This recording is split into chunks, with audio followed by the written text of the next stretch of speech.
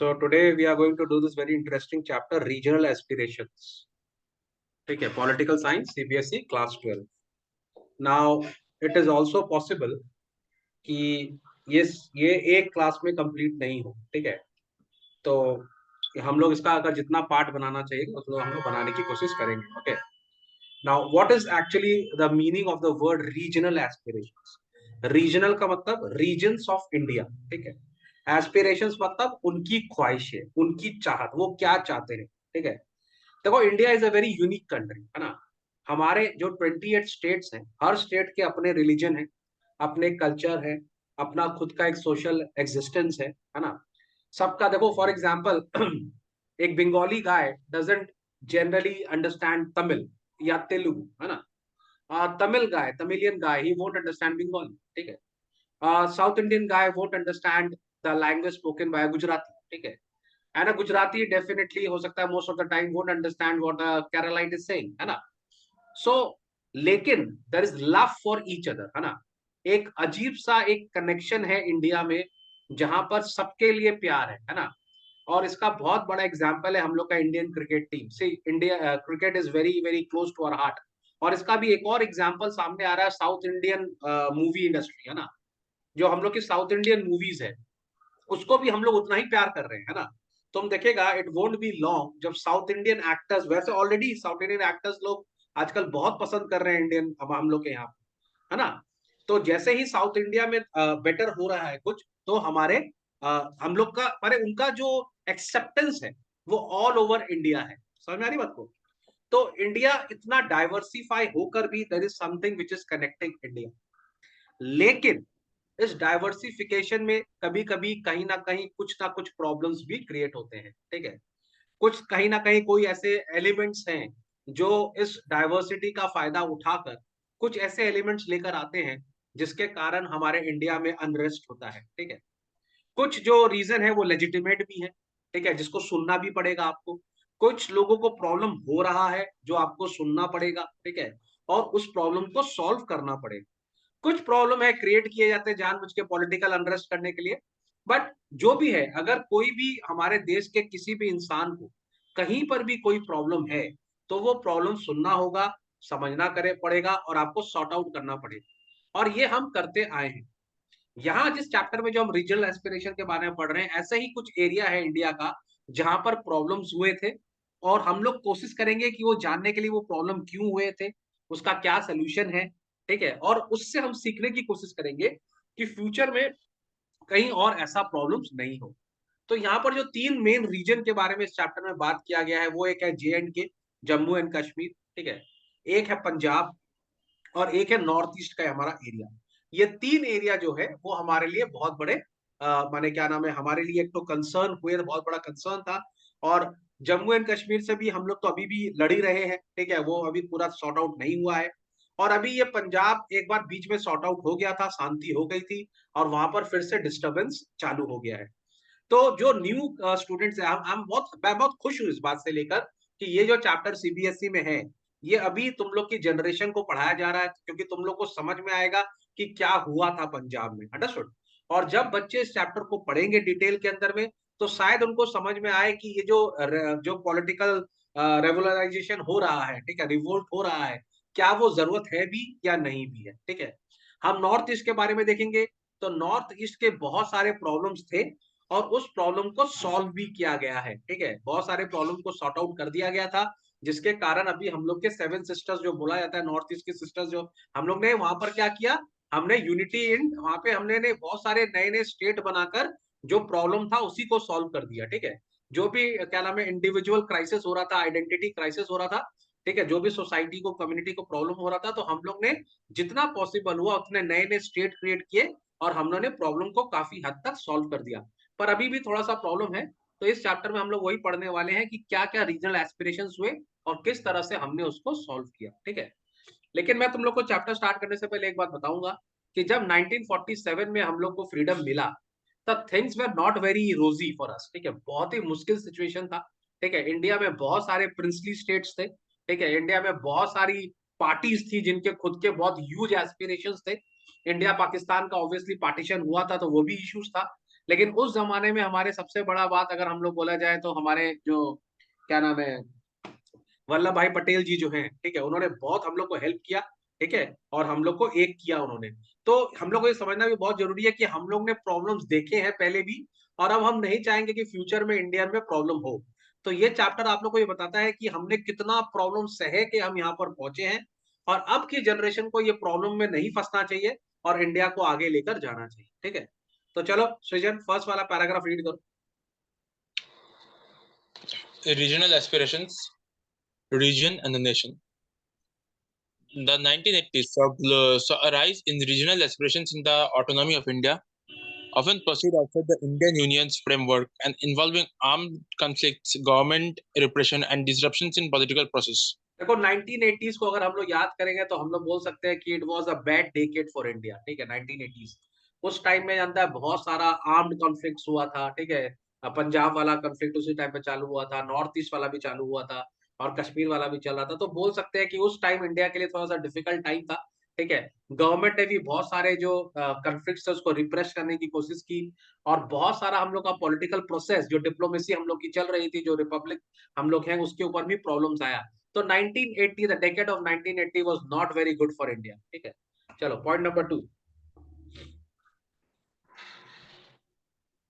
Many of these movements concluded with negotiated settlements or accords between the central government and the autonomy, seeking groups after tumultuous and sometimes violent processes. हाँ, तो बोल रहा है बहुत सारे movement जो है उसका नेगोशिएशन किया गया, उसका सेटलमेंट किया गया, खास करके नॉर्थ ईस्ट में, ठीक है। और central government autonomy ceding groups after tumultuous and sometimes violent process, कभी कभी पीस लाने के लिए गवर्नमेंट को थोड़ा सा माने हेवी हैंड यूज करना पड़ा, सप्रेस करना पड़ा, थोड़ा वायलेंट होना पड़ा, गोली चलानी पड़ी, ठीक है। और बहुत सारे चीजों के सोल्यूशन निकले भी, ऐसा नहीं कि सोल्यूशन नहीं निकला, ठीक है। चलो point number 3। The Indian approach to diversity, as reflected in the Constitution and nation building, emphasizes preserving the rights of different regions and linguistic groups to maintain their cultures within a united social framework. देखो हम लोग का जो constitution है ना वो बहुत clearly बोल रहा है कि हम लोग एक तो सोशलिस्ट सेक्युलर सॉवरेन कंट्री हैं, ठीक है। और हमारे जो कॉन्स्टिट्यूशन के जो फ्रेम पे जो हमारे जो फादर्स थे, फोर फादर्स, उन्होंने हमेशा चाहा कि इंडिया एक रीजनल और लिंग्विस्टिक ग्रुप जो है ना उस पर लड़ाई नहीं, हमारे कल्चर मिल कर रहे हैं, ये हम एक तो यूनाइटेड सोशल फ्रेमवर्क के लिए हमेशा काम करते हैं, ठीक है। देखो इंडिया का सबसे वर्ल्ड को ये बात समझना चाहिए और इंडियंस को ये बात समझना चाहिए कि हम तो डाइवर्स थे ही, नहीं समझा बात को। माने खुद अगर कोई आदमी स्टडी करेगा तो बंगाली, जैसे मैं बंगाल में रहता हूं इसके लिए बंगाल की बात ज्यादा करता हूँ ना, बंगाली कल्चर में और गुजराती कल्चर में जमीन आसमान का फर्क है, ठीक है। गुजराती कल्चर में पंजाबी कल्चर में जमीन आसमान का फर्क है, पंजाबी कल्चर में और तमिलियन कल्चर में जमीन आसमान का फर्क है, ठीक है। तो है ना, ये तो था ही, हमेशा से था, ये कौन सा नया बात है। इसके बावजूद हम लोग संग में रहे हैं, ये समझा आपको। और ये जो इंडिया है ना, ये कोई इंडिया 1947 के बाद से नहीं है, ये इंडिया तो राजा लोग के टाइम पर भी था ना, चोलास थे, चोला मंडलम थे, वो चोला था हम लोग का, है ना। अब बहुत सारे चार हम लोग के वहां पर चोलास, चेरास, पांड्यास, ये सारे साउथ इंडिया में थे, ठीक है। नॉर्थ इंडिया की अगर हम लोग बात करें तो हम लोग के गुप्ता एम्पायर, ये सब था हम लोग के, ठीक है। अगर बंगाल की बात करें तो नवाब सिराजुद्दौला, ये सब थे हमारे यहाँ पे। अगर हम लोग महाराष्ट्र की बात करें तो वहां पे मराठा थे हमारे वहां पे। तो डाइवर्सिफिकेशन तो इंडिया में हमेशा से रहा है, समझ में आया। और हम लोग ने इस डाइवर्सिफिकेशन के संग रहे हैं, और ये हम लोग चाहते हैं हम लोग संग में रहना, अंडरस्टूड। तो अब अगर कोई कल का लड़का उठ के बोलेगा कि भैया हमको सेपरेट स्टेट चाहिए या हमको सेपरेट लैंग्वेज चाहिए, तो वो सबसे बड़ा बेवकूफ है कि नहीं। अरे भैया किसी एक आदमी के बोलने से थोड़ी ना कुछ चेंज हो जाएगा, डाइवर्सिफिकेशन तो है ही इसमें बोलने का बात क्या है, नहीं समझा आपको। तो हमने, हमारे डीएनए में है डाइवर्सिफिकेशन को एक्सेप्ट करना, ठीक है। आज क्या बंगाल में साउथ इंडियन डिशेस नहीं बनता है, या साउथ इंडियन में बंगाली क्यूजिन नहीं मिलता है, हाँ मिलता है कि नहीं मिलता है ना। अगर आप पंजाब में जाएंगे तो वहां पर भी आप डोसा खा सकते हैं, और अगर आप सपोज कर लीजिए नीचे मद्रास में चले जाएंगे तो वहां पर भी आपको छोला भटूरा मिलेगा, मिलेगा कि नहीं मिलेगा। तो वी लव दिस डाइवर्सिफिकेशन, हमने इसको एक्सेप्ट किया, ये हमारा कोर है, understood, this is the core of our existence in India. अब इसको हम अलग नहीं कर सकते। तो कुछ लोग आके इसके ऊपर में बातें करते हैं और पता नहीं कहां कहां की फिलोसफी लेकर आते हैं, कुछ लोग बोलते हैं हमको भारत माता की जय बोलने में प्रॉब्लम है, कुछ लोग बोलते हैं हम जय हिंद नहीं बोलेंगे, किसी को इंडिया और हिंदुस्तान में प्रॉब्लम हो रहा है। अरे भैया अगर हो रहा है तो वो तुम्हारा पर्सनल प्रॉब्लम है ना? ये सब चीज आज से नहीं है, ये सब चीज बहुत सालों से है और हमने इसको एक्सेप्ट करके हम जब 1947 में कॉन्स्टिट्यूशन बन रहा था तो वहां पर जो लोग बैठे थे क्या उनको पता नहीं था इंडिया के बारे में? उनको पता था इंडिया के बारे में, सबको सब कुछ पता था। तभी तो हमने यूनाइटेड करने का कोशिश किया था। समझ में आ रही बात को? तो हम तो बाय चॉइस यूनाइटेड है। नहीं समझ में आ रही बात को? समझ में आया? चलो number 4। Unlike some European countries, India views cultural diversity not as a threat but as an integral part of its national identity, correct. seeking balance, unity, and diversity. तो कल्चरल डाइवर्सिटी हमारा स्ट्रेंथ है, हमारा weakness नहीं है। ये हमारी national identity है ना? अरे we take lot of pride in wearing dhoti है ना? धोती पहनने में हम लोग को बहुत खुशी होता है, टर्बन लगाने में भी फील प्राउड। अंडरस्टूड? और हमारा इंडिया तो ऐसा होता जा रहा है आजकल, तो हर स्टेट में सारा ही फेस्टिवल मनाया जा रहा है, हम तो देख रहे हैं है ना? पहले ऐसा था कि भैया जो जैसे गणपति पूजा था, जो पहले वो महाराष्ट्र का कल्चर था, महाराष्ट्र के एरिया में गणपति बनता था। आजकल तो बंगाल में भी बन रहा है, बहुत जोर शोर से बन रहा है, हम देख रहे हैं है ना? बंगालीज लोग तो बहुत ज्यादा उसके लिए आजकल कर रहे हैं। तो ये चीज तो हम एक्सेप्ट कर ही रहे हैं और ये तो हमारा स्ट्रेंथ है। तो cultural diversity was never a threat, it was a part of our national identity, it was an integral part of our identity, understood? चलो।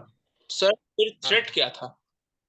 थ्रेट है कुछ बेवकूफ लोग, ठीक है, जो छोटी छोटी बातों को हाईलाइट करते हैं, ठीक है, और बहुत छोटे पर्सनल गोल को लेकर पूरी इंडिया की डाइवर्स बने। उनको एक्चुअली इंडिया समझ में ही नहीं आता, नहीं समझ? उनको उनको पता ही नहीं हिंदुस्तान क्या चीज है, उनको पता ही नहीं है भारत क्या चीज है। अंडरस्टूड? उनको पता ही नहीं है सारे बात, हमारे कल्चर के बारे में उनको कुछ पता ही नहीं है। अगर कोई आदमी ये बोलता, कल को अगर कोई आदमी उठ के बोलेगा कि भैया मैं फॉर एग्जांपल मैं जैन हूं और मुझे एक डिफरेंट कंट्री चाहिए, मेरी जैन को प्रॉब्लम है, मैं माइनॉरिटी हूं, ठीक है, और मैं इंडिया में रहना नहीं चाहता, तो मैं सबसे बड़ा बेवकूफ होऊंगा क्यों? क्योंकि जो जैन माइनॉरिटी है ये आज से माइनॉरिटी थोड़ी है, ये तो 1947 से माइनॉरिटी है। समझ में आ रहा है? बट वी चोज इंडिया यार, we love India, we want to be in India, हम लोग को भारत चाहिए। और यहाँ पर जितने भी लोग जो हैं, इनको जो भी है, चाहे वो माइनॉरिटी है, चाहे वो मेजोरिटी है, चाहे जो भी है, हमारा ये एक्सेप्टेंस है, वी एक्सेप्ट एवरीबॉडी। हमारा काम ही एक्सेप्टिंग करना है, लड़ना हमारा काम नहीं है, अलग होना हमारा काम ही है। अगर अलग होना हमारा काम होता तो आज 28 स्टेट्स जो है ना, वो 28 कंट्रीज होते। और जो 555 या 45 प्रिंसली स्टेट्स थे 1947 में, वो सारे अलग अलग किंगडम होते। तो वो किंगडम तो है नहीं, तो हमने तो बहुत जल्दी एक्सेप्ट कर लिया सबको। अब कुछ अगर हम्म आके बोलता है कि भैया थ्रेट है, तो वो उसका पर्सनल एजेंडा है, वो देश का एजेंडा नहीं है। समझ मारी बात को? हम्म हाँ, कुछ जगह ऐसा हो सकता है कि क्योंकि हम लोग का ज्योग्राफिकल डिविजन है, हम लोग की ज्योग्राफिकल लिमिटेशन है। फॉर एग्जाम्पल नॉर्थ ईस्ट की अगर हम लोग बात कर ले, है ना, तो हमारा जो नेटवर्किंग है, हमारा जो ट्रांसपोर्टेशन है, हमारा जो इंफ्रास्ट्रक्चर है वहां का वीक है, तो हम नॉर्थ ईस्ट पे उतना ज्यादा कंट्रोल नहीं कर पा रहे। कश्मीर का भी इशू के कारण हम लोग ज्यादा कश्मीर के अंदर जा नहीं पा रहे थे, तो वो हम लोग से थोड़ा कट गया था। अंडरस्टूड? लेकिन अब हम लोग ने इंफ्रास्ट्रक्चर बनाना चालू किया है, हम उसको, जो हमारी प्रॉब्लम थी उसको हम सॉल्व कर रहे हैं। ठीक है? देखो हर आदमी को क्या चाहिए, हर आदमी को चाहिए सोशल सिक्योरिटी, हर आदमी को चाहिए उसकी पर्सनल सिक्योरिटी। जब इंडियन गवर्नमेंट सारी सिक्योरिटी दे देगी तो there is no threat whatsoever. Understood? आदमी को रोटी कपड़ा मकान चाहिए, रोटी कपड़ा मकान मिल रहा है आपको। आदमी को हेल्थ सिस्टम चाहिए, हेल्थ सिस्टम मिल रहा है आदमी को। आदमी को सोशल सिक्योरिटी चाहिए, सोशल सिक्योरिटी मिल रहा है आदमी को। ठीक है? आदमी को क्या नाम है, बैंक में बैलेंस चाहिए, एम्प्लॉयमेंट चाहिए, वो मिल रहा है आस्ते आस्ते आदमी को। ठीक है? पर हर इंसान को यह भी समझना चाहिए कि we are only 75 years old. ठीक है? हमारा जो आजाद इंडिया है, हमारा जो इंडिपेंडेंट इंडिया है, इट्स ओनली 75 76 ईयर्स ओल्ड। तो भैया हम लोग को टाइम लगेगा थोड़ा पैसा एक्यूमुलेट करने में ना। और जब यहां से अंग्रेज लोग गए थे तो हमारा बैंक बैलेंस माइनस में था, हमारा जीडीपी 1% भी नहीं था उस टाइम पे, है कि नहीं? और वहां से 75 76 ईयर में we are the fifth largest, हमारा फिफ्थ लार्जेस्ट जीडीपी है वर्ल्ड का।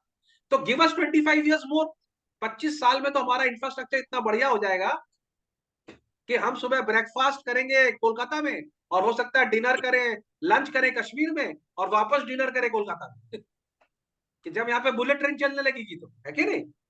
नहीं समझा आपको? मेरा मन करेगा कोलकाता से सुबह में उठूंगा, कॉफी पीने के लिए मैं मद्रास चला जाऊंगा नहीं समझा? बुलेट ट्रेन चलेगी, कॉफी पीने के लिए, फिल्टर कॉफी पीने के लिए मद्रास जाऊंगा, वहां अपने फ्रेंड लोग से मिलूंगा, लंच वापस बंगाल में करूंगा। हो सकता है डिनर करने के लिए मेरे जो मद्रासी फ्रेंड्स हैं वो क्या बंगाल में आ जाए, हम लोग संग में रात को खाना भी खा लेंगे। तो इतना ज्यादा इंफ्रास्ट्रक्चर डेवलपमेंट हो जाएगा, फिर कोई थ्रेट रहेगा ही नहीं। ठीक है, चलो आगे। सर आपने लास्ट ईयर एक बात बोला था, एक हम्म, चैप्टर था इलेक्शन एंड रिप्रेजेंटेशन वाला, हाँ क्लास 11। हाँ बोलो। उसमें आपने इंटरेस्टिंग बात बोला था कि जब इंडियन पब्लिक को ये समझ में आ जाएगा कि we are not going into politics because we are busy and the politicians are representing us, तो करेक्ट, पूरा डर ही खत्म हो, तब तब होगा ना डेवलपमेंट। एग्जैक्टली। और इसी के लिए पॉलिटिकल साइंस के स्टूडेंट लोग को बहुत जरूरी है कि वो पॉलिटिकल, मैंने हम लोग ने पॉलिटिकल साइंस को ना बहुत अंडर एस्टिमेट कर दिया। ठीक है, नहीं समझा आपको? आज अगर कोई बच्चा बोलता है कि मैं पॉलिटिकल साइंस पढ़ता हूँ, तो हम लोग उसको इज्जत ही नहीं देते। हाँ, इकोनॉमिक के स्टूडेंट को तो हम लोग इज्जत देते हैं अभी, लेकिन पॉलिटिकल साइंस के स्टूडेंट्स को नहीं देते। जबकि पॉलिटिकल साइंस का student is the backbone of the country. नहीं समझा आपको? Because they are the people who understand politics, understood. और ये उनका रिस्पॉन्सिबिलिटी है कि लोगों को बताए। मैं तो बहुत बार सोचता हूँ कि जब कोई पॉलिटिकल रैली हो ना, जब कोई पॉलिटिकल कोई मिनिस्टर, जब क्या नाम है, कोई अगर स्पीच दे रहा हो, तो पॉलिटिकल साइंस के स्टूडेंट का एक ग्रुप वहां पे बैठना चाहिए और उनकी उनकी स्पीचेस को एनालाइज करना चाहिए और उनसे क्रॉस क्वेश्चनिंग करना चाहिए। एक तो पैनल होना चाहिए देश में, है ना? एक तो हमारा ना, एक तो एसोसिएशन होना चाहिए, association of political science students. There has to be association, और उन लोग को डिबेट करना चाहिए और उन लोग को आपस में बात करना चाहिए, कॉन्स्टिट्यूशन के ऊपर बात करना चाहिए। और जब भी कोई नेता फालतू का भाषण दे रहा हो, तो ये जो ग्रुप है इसको ना वहां पे खड़ा होकर उसको करेक्ट करना चाहिए कि आप लोगों को मिसगाइड मत कीजिए। लेकिन हम लोग ने इस सब्जेक्ट को बहुत ही ज्यादा एकदम अननोटिस कर दिया है, हम इसको वैल्यू ही नहीं करते। ठीक है, बहुत सारे लोगों को लगता है कि जिनके मार्क्स अच्छे नहीं आते बोर्ड्स में, वो ह्यूमैनिटीज पढ़ते हैं, वो पॉलिटिकल साइंस लेके पढ़ते हैं। ये तो कंसेप्ट है, लेकिन दिस इज एब्सोल्युटली स्टुपिडिटी। बहुत सारे जो ब्रिलियंट बच्चे हैं ना, वो भी पॉलिटिकल साइंस पढ़ते हैं, जो बहुत ज्यादा कॉन्शियस है। ठीक है, समझ आ रही बात को? तो मैं तो ये जानता हूं कि भैया सबसे इंपॉर्टेंट चैप्टर्स अगर किसी एक देश में है सब्जेक्ट्स, तो वो इकोनॉमिक्स है, हिस्ट्री है एंड पॉलिटिकल साइंस है। ये तीन सब्जेक्ट जो है, ये किसी भी कंट्री के लिए बेस सब्जेक्ट होते हैं।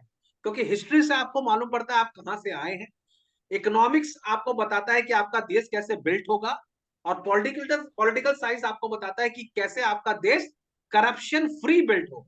नहीं समझा आपको? सर एनवायरनमेंट भी है क्योंकि नेचुरल रिसोर्स कंजर्वेशन भी एक इंपॉर्टेंट पार्ट है। देखो वो अलग चीज हो गया, ठीक है, वो तो इनहेरेंट पार्ट है ही। अरे वैसे तो इंपॉर्टेंट सारा ही चीज है, अगर तुम ऐसे बात करेगा तो सभी चीज इंपॉर्टेंट है, साइंस भी इंपॉर्टेंट है, मैथ्स भी इंपॉर्टेंट है। आप किसी चीज को इग्नोर नहीं कर सकते। लेकिन मेरे को लगता है जो पिलर सब्जेक्ट्स है ना, अगर एक देश के इकोनॉमिकल जो स्टूडेंट्स हैं वो बहुत स्ट्रांग है, ठीक है, हिस्टोरिकल स्टूडेंट्स अगर बहुत स्ट्रांग है, और पॉलिटिकल साइंस के स्टूडेंट बहुत स्ट्रांग है, ठीक है, तो देश एक राइट डायरेक्शन में जाए। अंडरस्टूड? पर हमारे यहाँ हम्म। हिस्ट्री को और पॉलिटिकल साइंस को बहुत इग्नोर किया जाता है। बहुत सारे बच्चे मेरे से पूछते हैं, सर हम हिस्ट्री क्यों पढ़ते हैं? इससे स्टूपिड क्वेश्चन मैंने कभी सुना नहीं अपने लाइफ में, पर लेकिन आई आई टेल यू, जब भी मैं हिस्ट्री पढ़ाता हूँ, हर नया बैच मुझसे सबसे पहला क्वेश्चन ये पूछता है, सर हम हिस्ट्री क्यों पढ़ते हैं? और ये कितना स्टूपिड क्वेश्चन है कि आप हिस्ट्री क्यों पढ़ते हैं भैया, अगर आपको पता ही नहीं होगा कि आपके पापा कौन है, आप किस फैमिली के हो। नहीं समझा बात को? यू नीड टू नो ना कि who is my father, where I am coming from, मेरा बेस क्या है, मैं कहां से आ रहा हूं, इंडिया। अगर हमको यही नहीं पता कि हमने 1947 तक आने के लिए कितनी सैक्रिफाइसेस दी हैं, कितने लोग ने अपनी जान दी है, तब जाके हमको आजादी मिली है, and if we don't respect that, अगर हमको यही समझ में नहीं आएगा कि हम लोग के ऊपर कितना अत्याचार किया गया है, हमारे ही देश में हमको अब्यूज किया गया है, जब तक ये चीज हम रियलाइज ही नहीं करेंगे, तब तक हम अपने इंडिपेंडेंस को कभी इज्जत ही नहीं करेंगे। समझ में आ रही है बात को? जब हमने पेन ही नहीं देखा, हम उस पेन को समझ ही नहीं रहे हैं, तो हम कैसे इज्जत करेंगे अपनी देश की? है ना? तो हर बच्चे को समझना चाहिए कि जो हम लोग यहाँ बैठे हैं ना, आजाद बैठे हैं, ये ऐसे फ्री में नहीं बैठे हैं। It had taken lot of pain, lot of sacrifice of lot of people, and we should respect that. देखो हम तो ज्यादा लोग सोचते हैं हिस्ट्री पढ़ के क्या होगा, 2 मिनट लगता है किसी देश के ऊपर कोई दूसरा देश कंट्री अटैक करते हैं उसको कब्जा कर ले, है कि नहीं? आज चाइना क्या करता है, इंपेरियलिज्म में तो है वो लोग। वो लोग कभी भी अपने पावर से किसी भी देश को कंट्रोल कर लेता है, किसी भी एरिया को कंट्रोल कर लेता है और उन लोग को गुलाम बना लेता है। जो लोग स्लेव बनते हैं उनसे पूछो, कि कितना तकलीफ होता है जब आप अपनी कंट्री में क्या नाम है एलियन हो जाते हो, फॉरेनर हो जाते हो अपनी, आपका पूरा एग्जिस्टेंस खत्म हो जाता है भाई। आपका जो ना सबसे बड़ी बात है ऑनर, आपका वैलर सब खत्म हो जाता है। फॉर एग्जाम्पल मैं तुमको तो कल अगर चाइना, भगवान ना करे वैसे तो होगा भी नहीं कभी जिंदगी में, अगर चाइना कल इंडिया को कैप्चर कर ले और बोले भाई कल से आप रविंद्रनाथ टैगोर की किताबें नहीं पढ़ सकते, तो हम तो जान मार देंगे हम दोनों लोग। लास्ट लेसन में जैसा हुआ था। जैसे लास्ट लेसन में हुआ था, तो कितना दुख होगा हम लोग। तो इसके लिए हिस्ट्री इंपॉर्टेंट है, समझ मारी बात को। चलो आगे पढ़े। हम्म हाँ नंबर 7। सर, सर हाँ बोलो। नंबर 5। 5 पढ़ो, 5 पढ़ो। India's democratic approach allows for the political expression of regional aspirations without deeming them anti-national, enabling parties and groups to address regional issues and identities in democratic politics. Correct. India में जो democratic approach है, और हमारे constitution ने right किया है freedom of speech, है ना। तो हमारे इंडिया में सबको फ्रीडम ऑफ स्पीच है, ठीक है। अगर कहीं पर किसी को रीजन में अगर उसको ऐसा लग रहा है कि उसको उसके राइट्स नहीं मिल रहे हैं, तो वो आराम से उसके बारे में बात कर सकता है, और हम लोग उसको एंटी नेशनल नहीं बोलेंगे। इंडिया एकमात्र ऐसा कंट्री है जहां पर यहाँ की लोग ना अपने प्रधानमंत्री को सड़क पे गाली देते हैं, और फिर भी उनके संग कुछ नहीं होता। नहीं समझे आपको? It's very funny. और सबसे हंसी की बात है कि प्रधानमंत्री है ना, वो भी कुछ नहीं बोलता है। क्या समझे बात को? मैं यहाँ पर इसके लिए नहीं बोल रहा हूँ कि नरेंद्र मोदी का सपोर्ट कर रहा हूं, मैं यहाँ पर कोई भी प्रधानमंत्री बोल रहा हूँ, ठीक है। ऐसा खाली नरेंद्र मोदी ने नहीं किया है, ऐसा मनमोहन सिंह ने भी किया है, ठीक है। मनमोहन सिंह का भी लोगों ने मजाक उड़ाया है, मनमोहन सिंह को भी लोगों ने डमी बोला है, पपेट बोला है, साइलेंट बहुत कुछ बोला है, पर उन्होंने किसी के ऊपर अटैक नहीं किया, ठीक है। नरेंद्र मोदी को भी लोग बोलते हैं, पर वो भी कभी पर्सनल किसी को बोलने नहीं चाहते। This is the beauty of our democracy, है ना। तुम सोचो, अगर मैं एक देश का राजा हूं और कोई आदमी मेरे को गाली दे रहा है, मैं क्या करूंगा उस आदमी का? I can do anything to that person, right. But this is the beauty of our constitution and this is the beauty of a democratic system, ठीक है।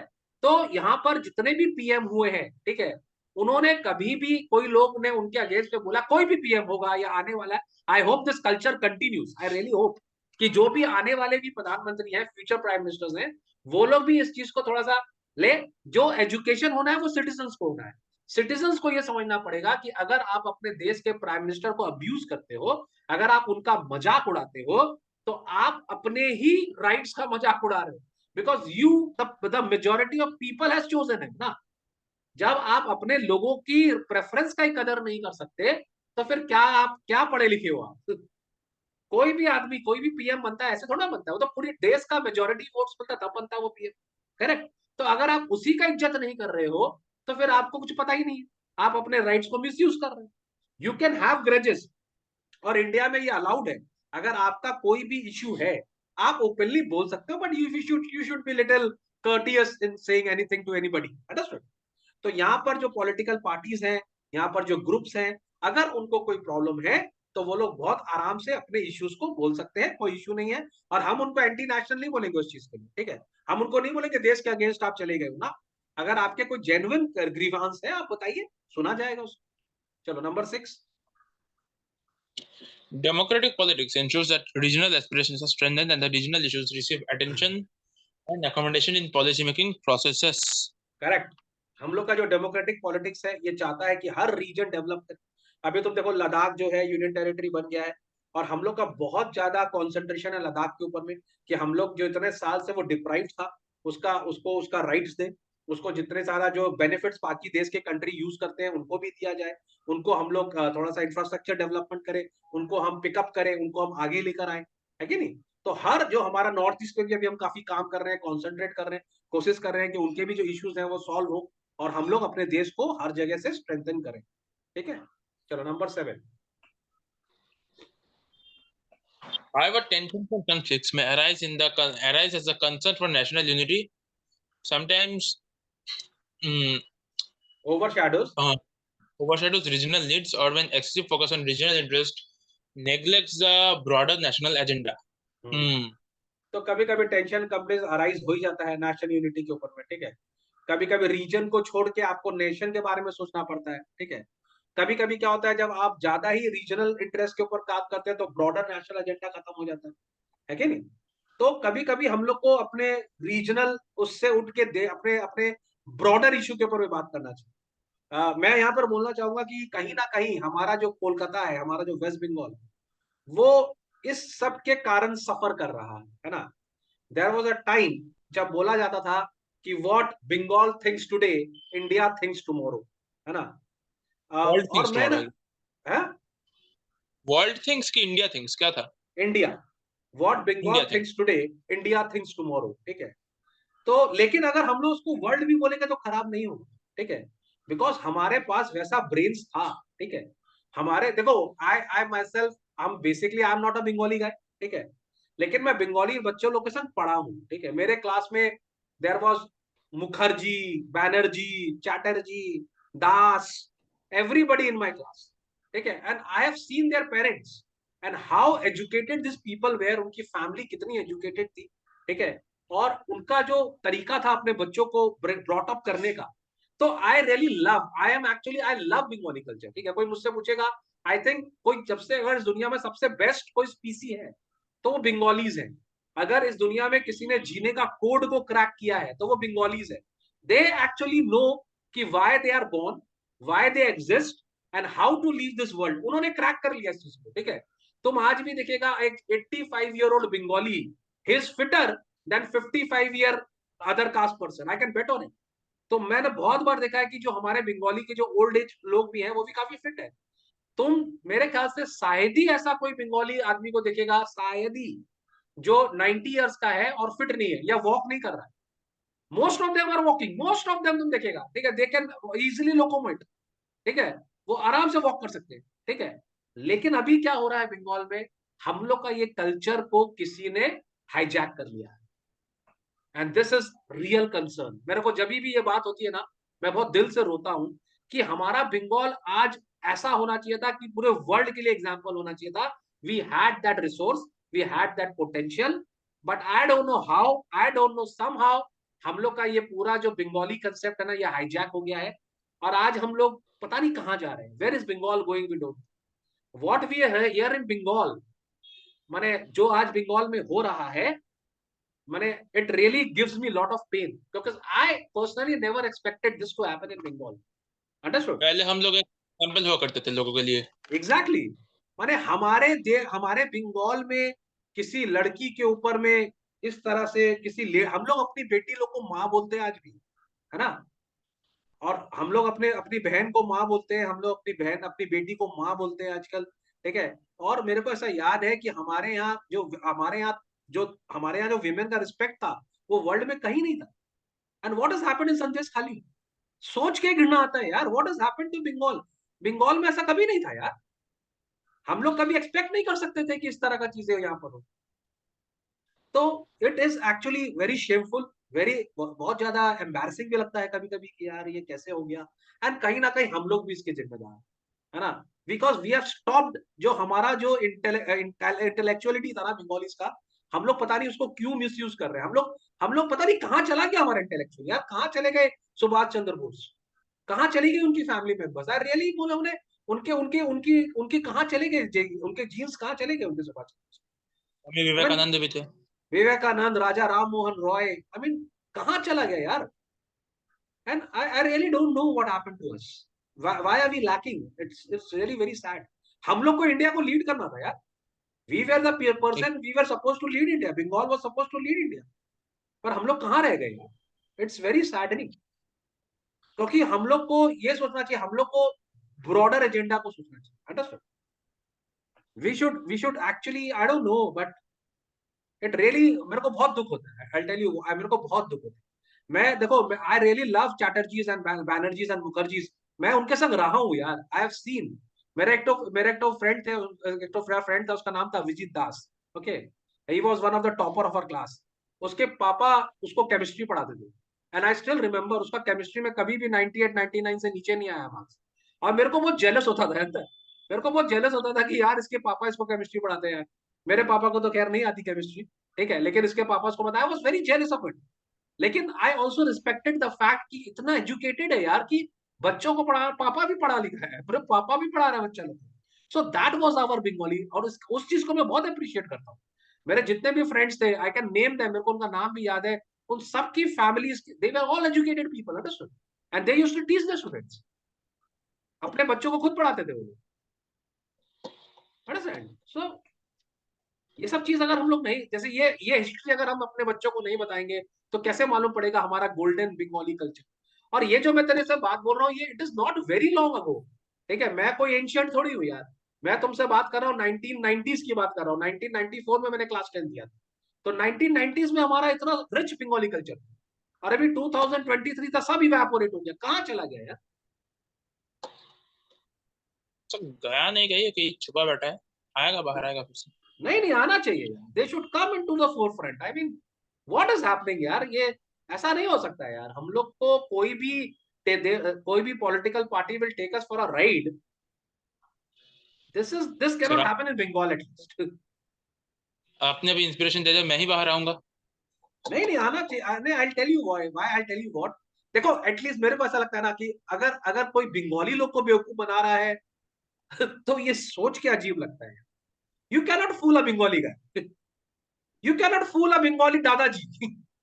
माने आज का जनरेशन का मैं बता नहीं सकता, लेकिन तुम बंगाली दादाजी को बेवकूफ नहीं बना सकते। He is much more educated, he understands everything, उसको सब समझ में आ रहा है ना, ही हैव सीन एवरीथिंग। आज का बंगाली यूथ के लिए I can't vouch for him, लेकिन आप बंगाली दादा को आप बेवकूफ नहीं बना सकते। उन्होंने पॉलिटिक्स देखा है, दे नो पॉलिटिक्स, अंडरस्टैंड। और कोई भी एग्जैक्टली। हम लोग को, मैंने अगर ये मेरे को बड़ा अजीब लगता है कि बंगाल में कोई political party can take us for a walk, can take us for a ride. I mean अगर it is happening in Bengal, it is very scary, this can not happen. Actually sickening it's. It's sickening also, yes it's sickening. और ऐसा नहीं है कि हमारे intellectuals है नहीं, I don't know why they are silent, I really don't no.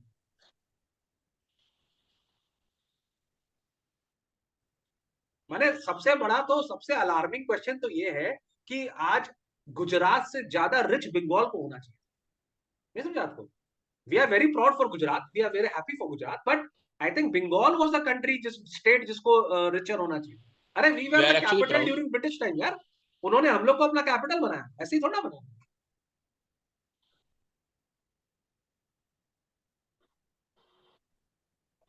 चलो, why I like political science ना, इसी के लिए मुझे अच्छा लगता है political science, because we can express ourselves. Yes sir. चलो, sir point just number, network गायब हो गया था, मैं दूसरे रूम में आया। मैं एक्चुअली जिस रूम में था उसमें नेटवर्क थोड़ा सा प्रॉब्लम कर रहा था, दूसरे रूम में आया। एक चलो question number 8। Second. Political conflicts over the power of regions, their rights, and their distinct identities are common in nations striving to respect diversity while maintaining unity. हाँ, तो पॉलिटिकल कंफ्लिक्ट होते हैं रीजन को लेके, राइट्स को लेके, identities को लेकर, लेकिन आफ्टर ऑल हमारी डाइवर्सिटी और हमारी यूनिटी बनी हुई रहती है, ठीक है, क्योंकि ये इंडिया का कल्चर है, हम लोग को अलग नहीं होना है। समझ में आ रही बात को, हम लोग का कल्चर कभी भी अलग होने का नहीं था, हम लोग हमेशा, माने अगर प्रॉब्लम है तो हम लड़ लेंगे, हम बात कर लेंगे, पर हम संग में रहेंगे। Now area of Exactly. Tension, area of tension क्या है, हम लोग इसकी बात कर लेते हैं, what is the area of tension, ठीक है। तो एरिया ऑफ टेंशन की अगर हम लोग बात करेंगे तो इस चैप्टर में बेसिकली हम लोग बात करेंगे कश्मीर के बारे में, हम लोग बात करेंगे पंजाब के बारे में, और हम लोग बात करेंगे नॉर्थ ईस्टर्न स्टेट्स के बारे में, ठीक है। चलो point number 1। The post-independence era in India was marked by numerous challenges such as partition, integration of princely states, and linguistic reorganization, raising doubts about the sustainability of India as a unified nation. तो बोल रहा था post independence India का जो area था, बहुत challenges थे उसके अंदर में, ठीक है। सबसे बड़ी बात थी princely states, there were around 550 and more princely states थे, ठीक है। लैंग्वेज बहुत ज्यादा प्रॉब्लम था, हमारे सबके लैंग्वेज डिफरेंट थे। तो बहुत लोग था, ब्रिटिशर लोग तो ये सोचता था कि इंडिया टुकड़ा टुकड़ा हो जाएगा, है ना, और बहुत जन ये सोचता है कि इंडिया डिवाइड हो जाएगा। पर इन लोग को ये बात नहीं समझ में आता है कि हम लोग संग में रहते हैं बाय चॉइस, ठीक है। हम लोग बाय चांस नहीं रहते, हम लोग बाय चॉइस रहते हैं, we want to stay together, understood. हम लोग को पता है हमारी प्रॉब्लम्स क्या है, and we know how to solve them, okay, but we want to stay together, understood. तो बहुत जन इस बात को डाउट कर रहे थे कि इंडिया सस्टेन कैसे करेगा, ठीक है, इंडिया यूनिफाइड कैसे रहेगा। और आज भी बहुत जन इसके ऊपर क्वेश्चन उठाता है कि कश्मीर छीन लेंगे, पंजाब छीन लेंगे, ये छीन लेंगे, वो छीन लेगा। अरे अगर तू हमसे कश्मीर छीन भी लेगा ना, तो कश्मीर का कल्चर जो है वो तुमको इंडिया बना देगा। क्या समझा बात को? चलो पॉइंट नंबर 2।